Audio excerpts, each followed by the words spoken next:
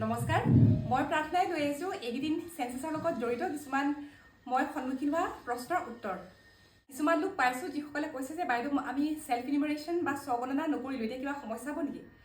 স্বগণনা বা সেল্ফ ইনিমাৰেশ্যন যদি আপোনালোকে কৰিছে ভাল কথা, আৰু যদি কৰা নাই তেতিয়াহ'লেও কোনো চিন্তাৰ বিষয় নহয়, কিয়নো ইনিমাৰেটাৰ্ছসকলে আপোনালোকৰ ঘৰ গৈ প্ৰত্যেকৰ ঘৰলৈ গৈ সেইখিনি যিখিনি তথ্য সংগ্ৰহ কৰিব লাগে সেইখিনি সংগ্ৰহ কৰিবই।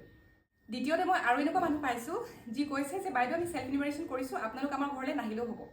তেওঁলোকক মই কৈ থওঁ, আপোনালোকে সেল্ফ ইনিমাৰেশ্যন কৰিছে যদিও কিন্তু ইনিমাৰেটাৰ্ছসকল আপোনালোকৰ ঘৰলৈ গৈ সেইখিনি তথ্য ভেৰিফাই কৰাৰ পিছত তেওঁলোকে আচলতে ছাবমিট কৰিলে সেইখিনি বস্তু আচল ঠাই গৈ পাবগৈ।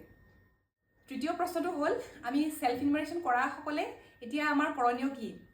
আপোনালোকে বেলেগ একো কৰিব নালাগে। যেতিয়া ইনিমাৰেটাৰ্ছসকল আপোনালোকৰ ঘৰলৈ যাব, আপোনালোকৰ মোবাইলত অহা এটা ID, সেই IDটো আপোনালোকে ইনিমাৰেটাৰ্ছসকলক দি দিব লাগিব। তেতিয়া তেওঁলোকে নিজৰ এপত সেই নাম্বাৰটো ভৰাই লোৱাৰ পাছত গোটেইখিনি বস্তু ভেৰিফাই কৰাৰ পিছত তেওঁলোকে যেতিয়া ছাবমিট কৰিব তেতিয়া আপোনালোকৰ ইনিমাৰেশ্যন কমপ্লিট হ'ব। আপোনালোকৰ যদি কোনোবা চিনাকি মানুহৰ এইকেইটা কনফিউজন আছে তেতিয়াহ'লে আপোনালোকে ভিডিঅ'টো শ্বেয়াৰ কৰিব পাৰিব। ধন্যবাদ।